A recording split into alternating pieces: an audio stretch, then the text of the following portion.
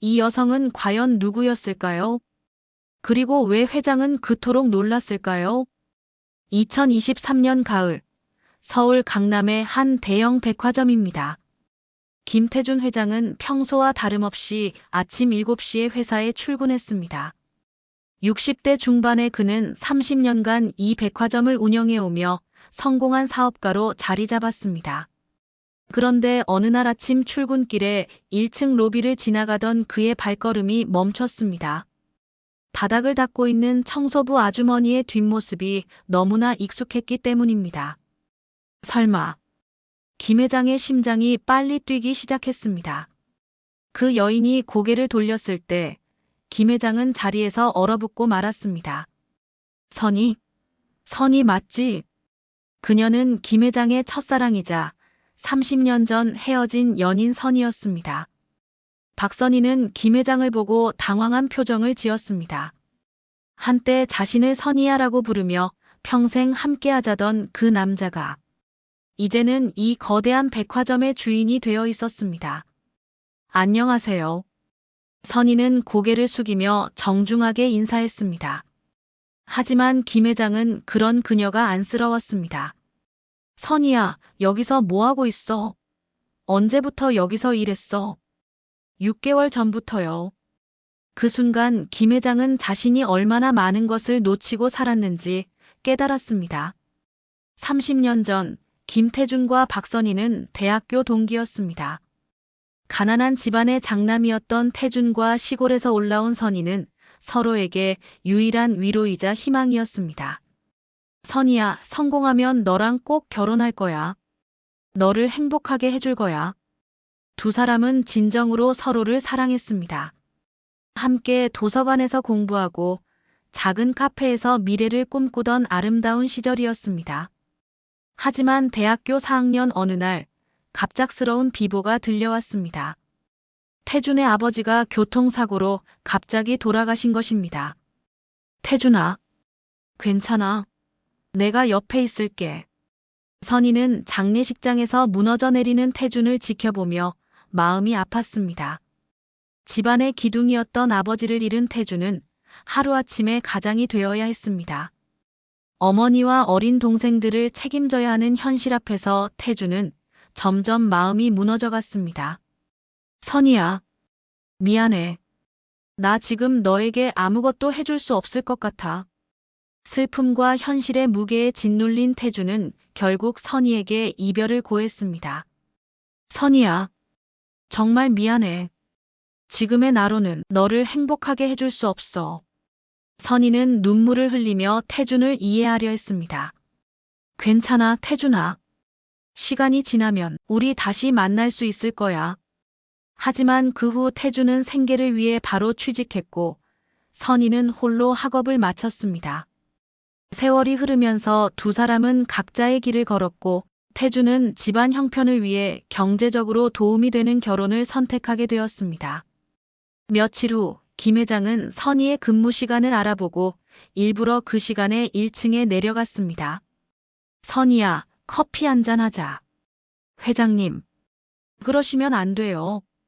저는 여기 직원이고 그냥 예전처럼 태준이라고 불러주면 좋겠어. 카페에 앉은 두 사람. 김 회장은 선희의 손을 보고 놀랐습니다. 한때 피아노를 치던 그 아름다운 손이 이제는 거칠고 상처투성이었습니다. 선희야, 그동안 어떻게 살았어? 선희는 잠시 망설이다가 입을 열었습니다. 태준아, 사실 할 말이 있어. 그녀의 다음 말에 김 회장은 충격을 받았습니다. 우리가 헤어지고 나서 너의 아이를 낳았어. 뭐라고? 네. 내 아이. 응. 이제 29살이고 혜진이라고 이름을 지었어. 김 회장은 세상이 무너지는 것 같았습니다. 자신에게 아이가 있었다는 것도 아이와 선희가 30년간 고생했다는 것도 모르고 살았던 자신이 원망스러웠습니다. 왜 말하지 않았어? 너는 이미 다른 길을 선택했잖아.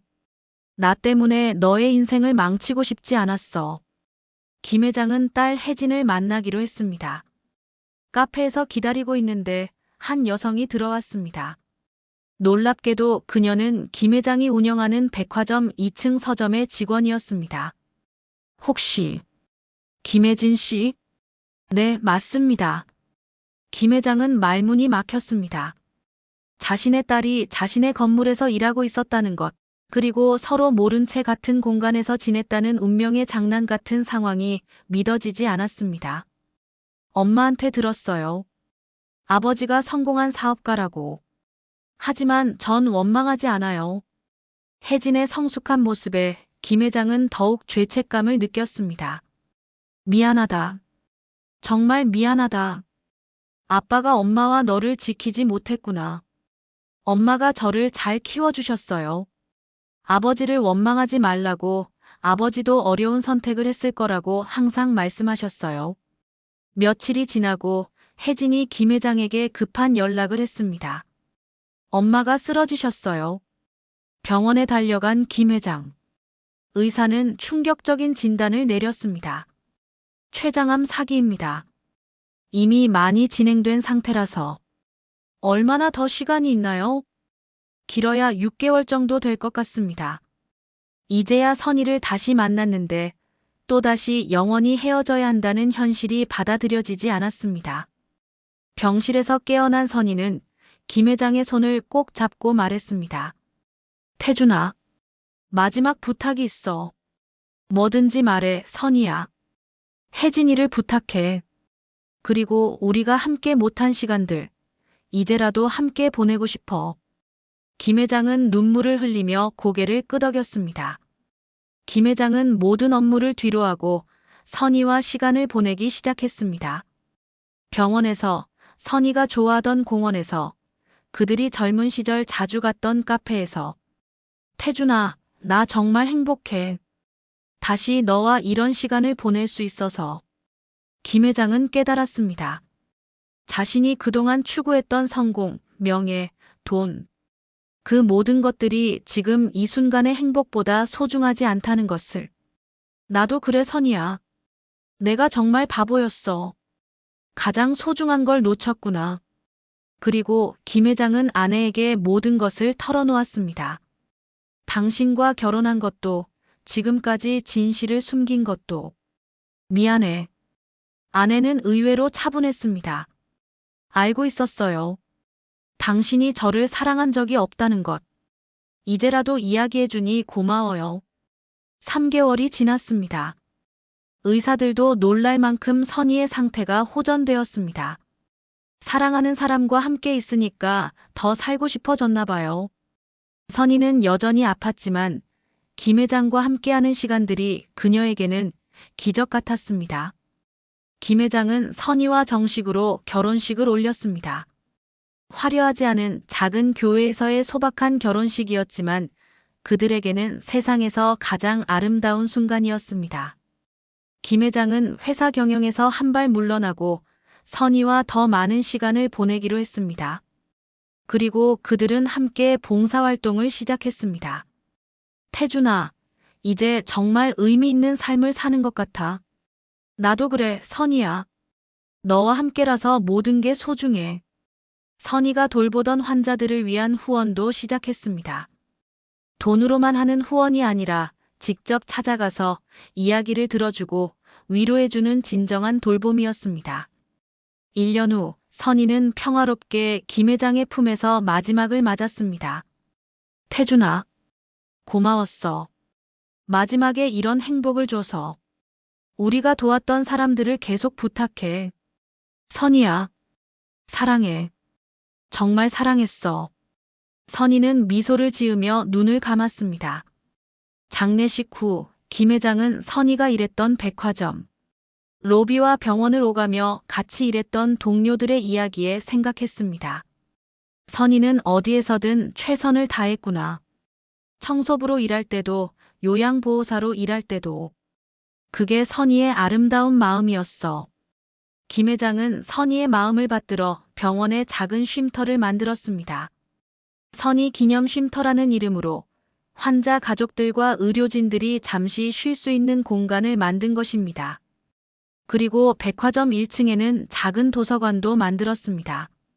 선희가 청소했던 그 자리에 누구나 와서 책을 읽고 쉴 수 있는 따뜻한 공간을 만들었습니다. 진정한 성공이란 무엇일까요? 김태준 회장은 마지막에 깨달았습니다. 진정한 성공은 누군가를 사랑하고 누군가에게 도움이 되는 삶을 사는 것이라는 걸 말입니다. 선희는 청소부로 요양보호사로 일하며 사람들에게 따뜻함을 전했습니다. 그것이야말로 진정한 성공이었던 것입니다. 때로는 늦었다고 생각할 때가 가장 이른 때일 수도 있습니다. 소중한 사람들에게 오늘 당장 사랑한다고 말씀해 보세요. 그리고 진정으로 의미 있는 삶이 무엇인지 다시 한번 생각해 보시기 바랍니다. 감사합니다.